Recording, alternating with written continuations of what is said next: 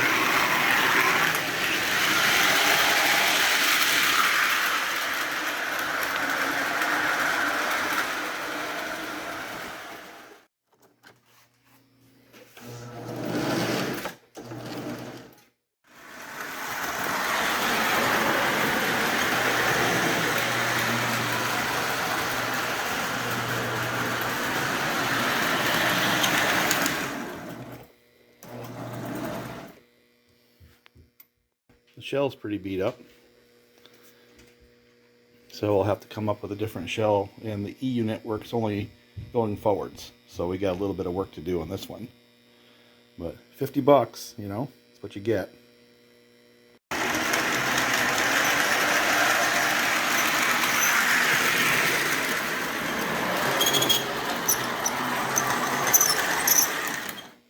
You know, a little bit of oil, maybe, huh?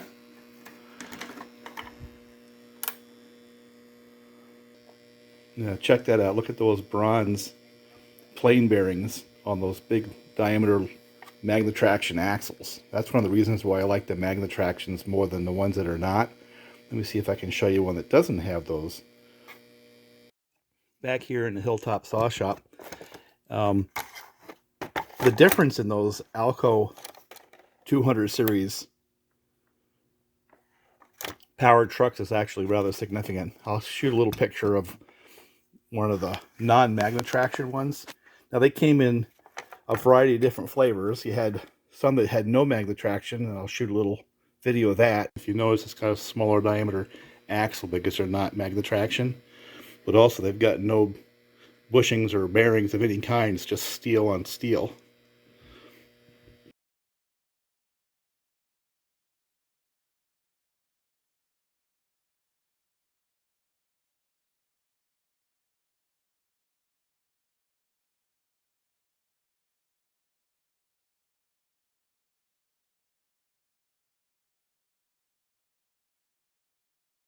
They had no bearings either, so they wore pretty quickly as compared to these, which have 2-axle Magnatraction. And if you look, they've got this bronze bearing or bushing, probably oilite bushing, which really, I think, adds to their survivability over time. These things last a long time. These are from the 1950s and 60s, you know what I'm saying? So as compared to like the non-Magnatraction, the Magnatraction are just better built, and with that bearing are just simply going to last longer, right? Now the question has crossed my mind is what's better, Magnatraction or traction tires on MPC? And it's kind of a toss-up. I like the MPC era trucks even better because they do, I don't know if you'll see in there, see if I can get the camera, get an angle.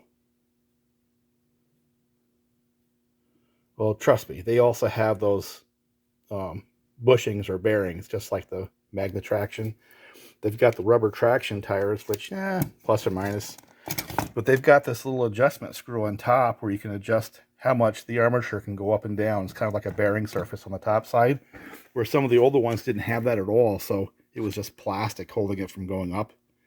So the MPC era powered truck for the 200 series Alcos, or their 800, or I guess the MPCs are 8000 series. But anyway, they swap back and forth. You can put a Magnatraction, one of those, or one of these in a Magnatraction, and they're all wired up the same way.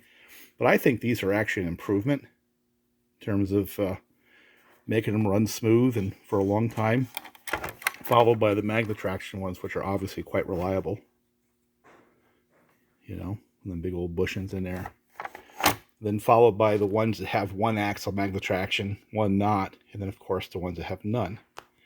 So let me see if I can get this thing to go around in circles. Now I got this for 50 bucks online. The shell is compromised in a variety of different ways. Broke at the back, discolored on the top. That's all broke out, right? And then that's why it was only $50. So basically what I was buying was the chassis. You know, I've got some better shells. When I find these things, I buy them. You know, I love these old things. I know it's goofy. Everybody likes F3s and Steam and everything else. I like these old Alcos.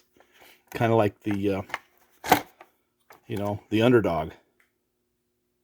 Number one, they're 027, which means they're a little bit smaller than O gauge. I'll shoot a little picture of a Williams F7 or F3. I'm not sure if it's an F7 or a 3 O gauge as compared to the 027 Alcos that Lionel sold. And there's an obvious scale difference. But they run good. They run good. And my railroad right now is primarily Alco. So let me go back and see if I can get a little video of this one running and of possibly the little trolley car I got from Village Train and Hobby. I also bought this from Village Train and Hobby. This is the chassis, and I wanted to get that powered truck to go in that painted Lehigh Valley set that I had, because the powered truck that came out of a 1055 was of the non-Magnatraction variety, and it wore out.